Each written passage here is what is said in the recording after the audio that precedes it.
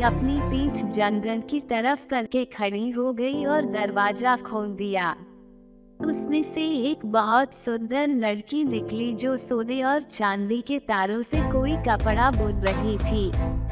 उसने अपने मेहमान को बहुत प्रेम से नमस्कार किया पर एक लंबी सांस लेकर बोली, मेरी प्यारी बहन, मैं तुझे देखकर बहुत खुश हूँ और तेरी देखभाल करके और भी ज्यादा खुश होती, पर केवल तब तक के लिए जब तक मेरी माँ यहाँ नहीं है। पर जैसे ही वह उड़कर यहाँ आएगी तो बस यह जान लूँ कि तुम्हारे और मेरे दोनों के लिए दुखदाई होगी, क्योंकि वह एक जादूगरनी है। लड़की ने जब यह सुना तो वह तो बहुत डर गई, पर वो वहाँ से कहीं भाग नहीं सकी। सो वो उसके पास ही बैठ गई और दूसरी लड़की के काम में सहायता कराने लगी। वे काम भी करती रही, साथ में बातें भी करती रही। जैसे ही दूसरी लड़की की माँ के आने का समय हुआ तो उसने अपने मेहमान को एक सुई में बदल दिया। उसको एक कपड़े में लगाकर एक तरफ को रख लिया। जैसे ही उसने यह किया कि बाबा यागा अंदर घुसी।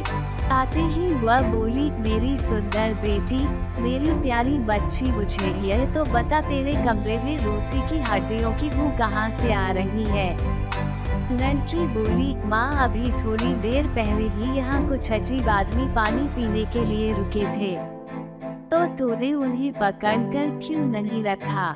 माँ, वे बहुत बुरे थे, तुम्हारे दांतों के लिए बहुत सख्त थे।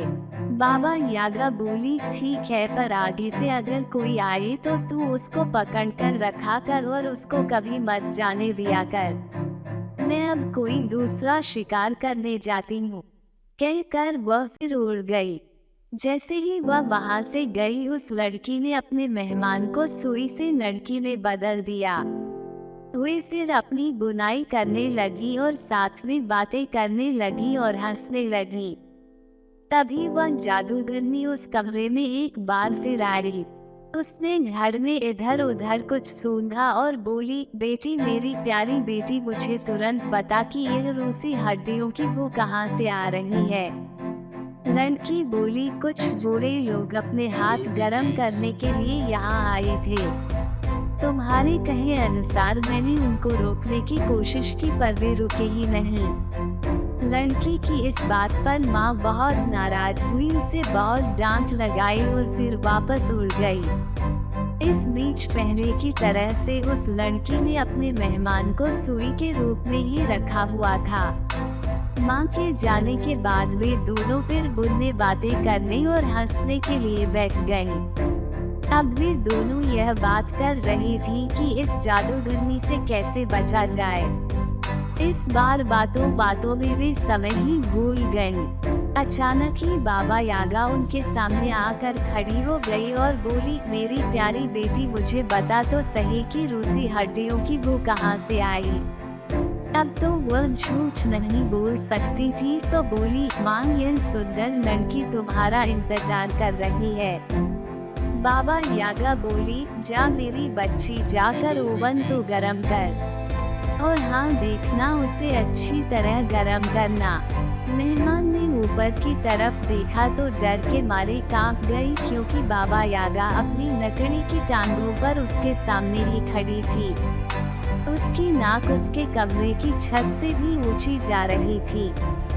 सो माँ बेटी आग जलाने के लिए लकड़ियाँ लेकर आई। ओक और मैपल 81 की लकड़ियों के लठ थे। उन्होंने उनमें आग लगाई और तब तक इंतजार किया जब तक वो ओवन खूब गर्म नहीं हो गया। उसके बाद बाबा यागा ने अपना फावड़ा उठाया और दोस्ती की आवाज में कहा, आजा मेरी प्यारी बच्ची, आजा मेरे फावड़े पर बैठ जा।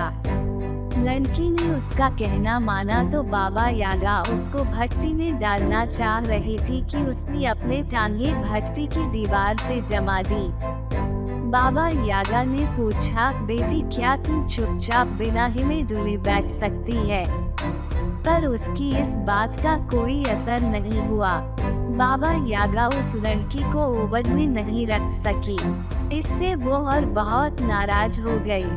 उसने उसकी पीठ पर धक्का मारकर उसको ओवन में धकेलने की कोशिश की